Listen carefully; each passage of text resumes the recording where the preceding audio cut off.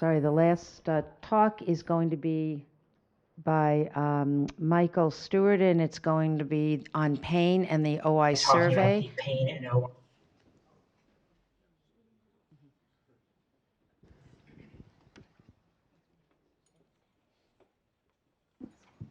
Hi everyone, my name is Michael Stewart.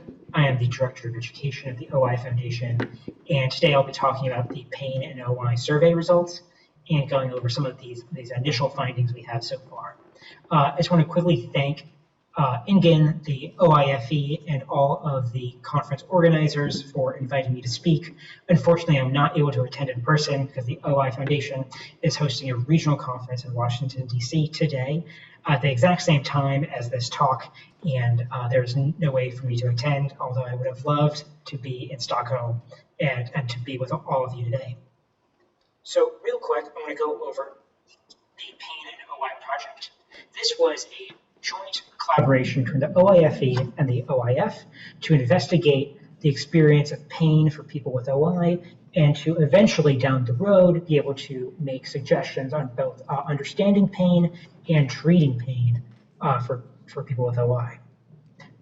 This group consisted of both patient advocates, researchers, and clinicians, all interested in understanding OI with various professional backgrounds and experiences.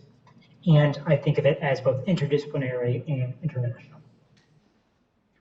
So real quick, for this survey, the Pain and OI project group decided that to reach those eventual goals, we should create a survey that provides a snapshot of patient-reported experiences of pain.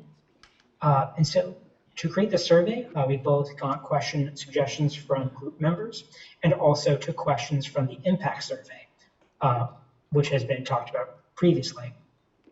This survey was open from January 23rd to April 1st of 2023. And you can see over here on the right side of the screen is an example of some of the promotional material we shared to help promote the survey with both the OIF population and the OIFE groups. And here you can see it also says this was for ages 18 and up.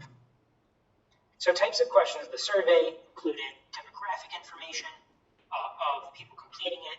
We wanted to also get a sense of the people's health, self-reported health variables, both related to OI and other factors that may impact their experience of pain.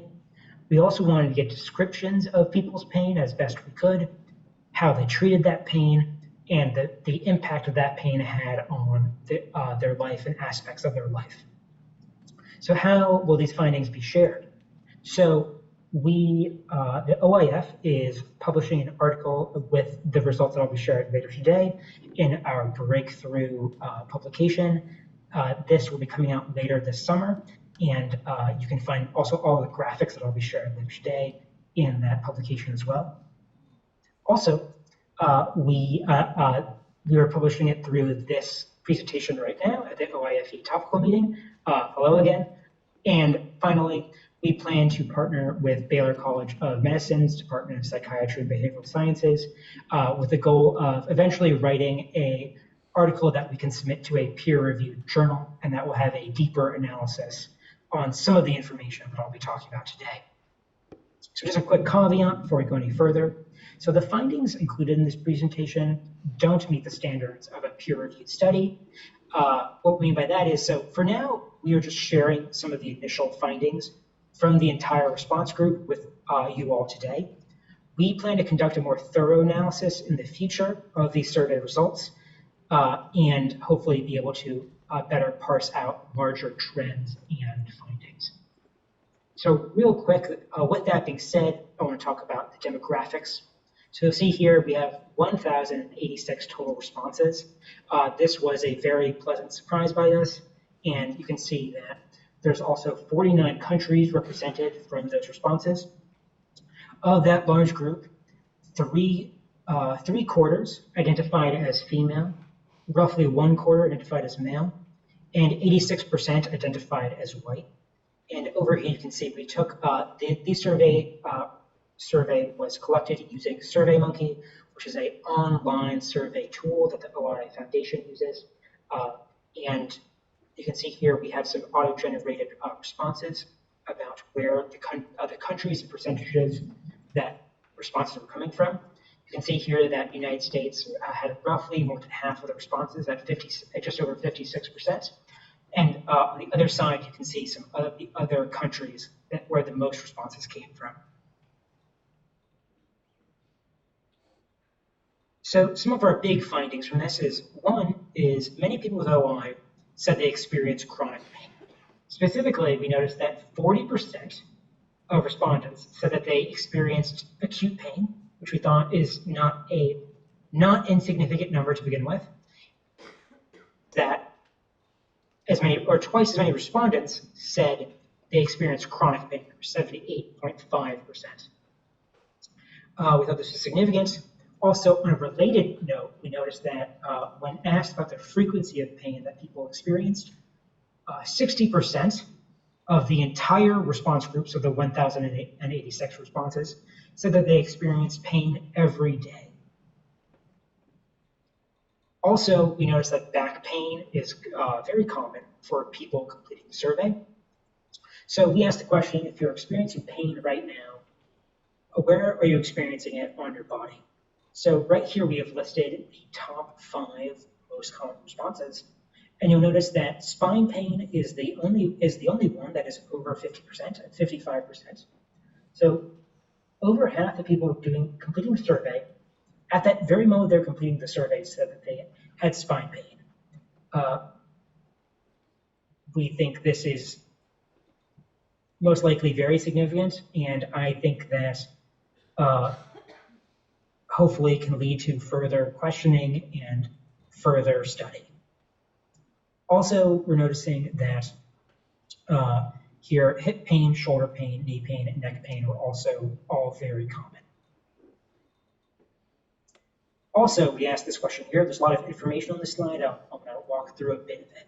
So we asked the question, in the past 12 months, how do you describe the impact that pain has had on your life? So we asked people to rate, either, for these various factors, did pain not impact your life in this way? Did it very moderately or severely impact your life? So to no one's real surprise, we saw that physical health had the largest percentage of people saying that it moderately or severely impacted their life. So pain moderately or severely impacted people's physical health. But we also noticed that there were some pain moderately or severely impacted many parts of people's lives.